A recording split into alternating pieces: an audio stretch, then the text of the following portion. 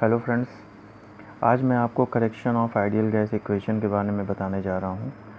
Ideal gas equation जो हमने बनाया वो PV इक्वल टू nRT है और ये बहुत से सर्कमस्टांसेस में PV इक्वल टू nRT से आप अननोन डिजिट्स की वैल्यू आप फाइंड कर सकते हैं।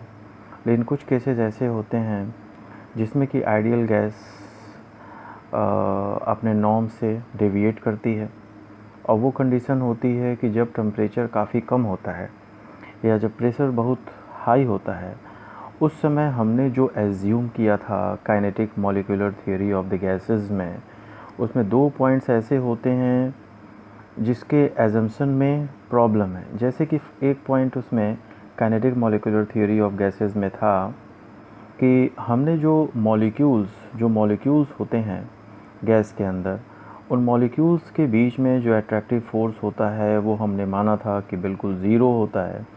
लेकिन ऐसा तब नहीं होता जब प्रेशर काफ़ी हाई होता है। जब प्रेशर हाई होता है तो मॉलिक्यूल्स के बीच में जो डिस्टेंस होती है वो काफ़ी कम हो जाती है।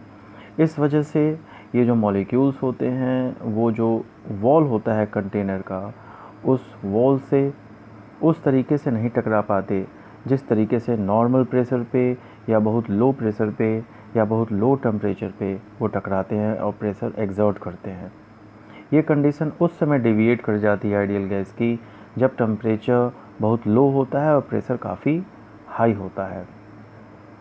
इस वजह से यहाँ पे ये करेक्शन टर्म हमने लगाया हुआ है, क्योंकि प्रेशर जो ऑब्जर्व्ड होता है वो कुछ कम हो जाता है।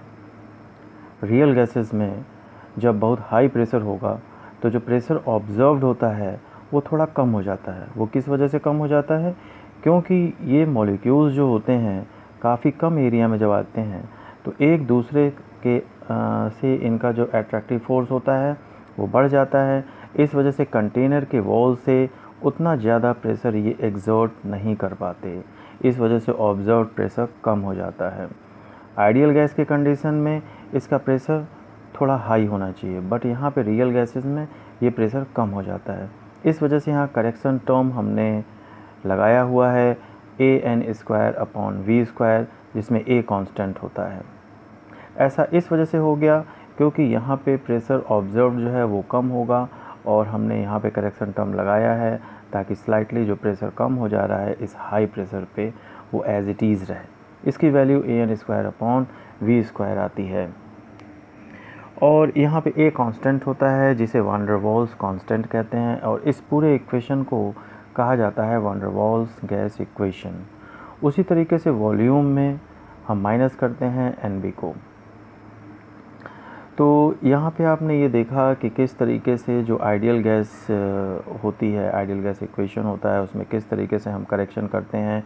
जब प्रेशर काफ़ी हाई होता है, टेम्परेचर लो होता है, उस समय ये करेक्शन हमें करने की ज़रूरत होती है, क्योंकि आइडियल गैस अपने बिहेवियर से डेविएट करती है हाई प्रेशर पे। मतलब ये यहाँ पे समझाने की ज़रूरत है कि अगर आइडियल गैस अपने बिहेवियर से उस समय नहीं डेविएट करती है जब pressure near about pressure tending to zero हो। मतलब जो आउटर प्रेशर होगा वो ज़ीरो होना चाहिए ताकि जो गैस हो मैक्सिमम वॉल्यूम में एक्सपैंड कर सके और मॉलिक्यूल्स के बीच में अट्रैक्टिव फोर्स ज़ीरो हो। ऐसी कंडीशन में आइडियल गैस डेविएट नहीं करेगी और वो आइडियल गैस की तरीके से ही बिहेव करेगी। बस ये नॉर्म्स, ये रेगुलेशंस उसी समय डेविएट करते हैं जब प्रेशर काफ़ी हाई होता है, क्योंकि काइनेटिक मॉलिक्यूलर थियरी में जो चीज़ें हमने आपको बताई थी उसमें 2 एजम्पशन उस समय होल्ड नहीं करते, 2 एजम्पशन उसमें उस समय ट्रू नहीं होते जो हमें बताया गया था। एक एजम्पशन तो हमने आपको बताया कि हाई प्रेशर पे जो मॉलिक्यूल्स होते हैं वो काफ़ी नज़दीक आ जाते हैं, इस वजह से उनके बीच में अट्रैक्टिव फोर्स जो हमने ज़ीरो माना था वो ज़ीरो नहीं होता। दूसरा एजम्पशन हमने क्या माना था उसमें कि जो वॉल्यूम होता है टोटल मॉलिक्यूल्स का, वो हमने माना था कि गैस के वॉल्यूम के कंपैरिजन में ज़ीरो होता है। यहाँ ये भी हाई प्रेशर पे फॉलो नहीं करता, क्योंकि जब आप हाई प्रेशर लोगे तो कंटेनर स्मॉल होगा, हाई प्रेशर में स्मॉल स्पेस होगा। इस वजह से वहाँ पे हम मॉलिक्यूल्स के टोटल वॉल्यूम को नेग्लिजिबल नहीं मान सकते। नेग्लिजिबल नहीं मान सकते टोटल मॉलिक्यूल्स के वॉल्यूम को, इस वजह से यहाँ करेक्शन टर्म दिया गया है NB। A और B को हम वैन डर वाल्स कांस्टेंट कहते हैं।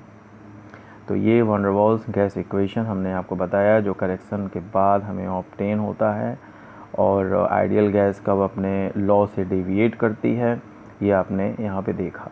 आइडियल गैस इक्वेशन से आप Charles law, Boyle's law, Avogadro law ये सब ऑब्टेन कर सकते हैं। जैसे कि यहाँ पे टेम्परेचर आपने जब फिक्स कर दिया, यानी कि जब टेम्परेचर फिक्स कर दिया तो PV इक्वल टू कांस्टेंट हो जाएगा, N is constant, R is gas constant, तो P1 V1 equal to P2 V2, this is known as the Boyle's law. और उसके बाद जब आपने प्रेशर को कांस्टेंट कर दिया, प्रेशर को आप इधर लाइए, टेम्परेचर को इधर ले आइए, तो V1/T1 इक्वल टू V2/T2, ये चार्ल्स लॉ हो गया। तो यानी कि यहाँ पे जब डिफरेंट आप कांस्टेंट कर दो, जो कि बॉयल्स लॉ, चार्ल्स लॉ में आपको बताया गया, तो ये आइडियल गैस इक्वेशन भी हमने उसी से ऑब्टेन किया हुआ है, तो आपको बॉयल्स लॉ, चार्ल्स लॉ मिल जाएगा। ओके फ्रेंड्स, आज हमने जो भी चीज़ें आपको बताई हैं, ये कॉन्सेप्ट अगर आपके दिमाग में आया हो तो मुझे बहुत खुशी होगी, और अगर इसमें कोई डाउट आपको हो, कोई दिक्कत हो, तो आप हमसे मेरे कमेंट्स में पूछ सकते हैं। ओके फ्रेंड्स, फिर अगले वीडियो में मैं आपको इसको और इलेबोरेट करूँगा, और चीज़ें जो भी कन्फ्यूज़न है आपको मैं समझाऊँगा। Okay, bye.